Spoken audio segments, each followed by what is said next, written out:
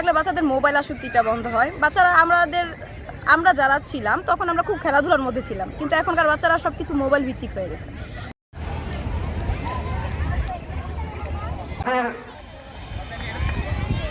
আয়োজন করা হয়েছে তৃতীয় শ্রেণীর জন্য সাজানো হয়েছে, আর হয়েছে তৃতীয় শ্রেণীর মেয়েদের দৌড়ে নাম।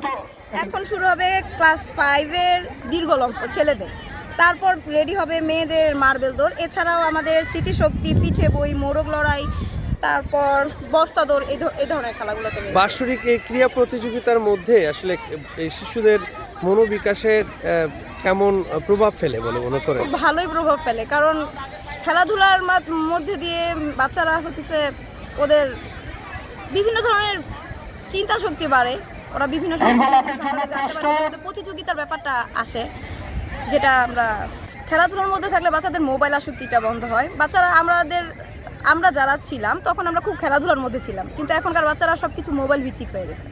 খেলাধুলার মধ্যে থাকলে বাচ্চাদের মোবাইলের প্রতি যে আসক্তি, মোবাইলের প্রতি যে নেশা, এটা কমে। ঠিক আছে।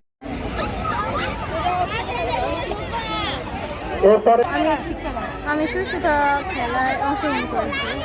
সুস্থতা খেলাটা আপনার মানে একটা জায়গা থাকে, এইখান থেকে মানে মাঝখানে আপনার একটা কাগজে সুই থাকে, মানে আপনার থেকে যাইয়া আপনার সুতা দেওয়া থাকে, ওদিকে যা সুইটা উঠে তারপর সুতার ঢুকাইতে যে আগে ঢুকাই সে আবার তাতে যা মানে এদিকে যায়।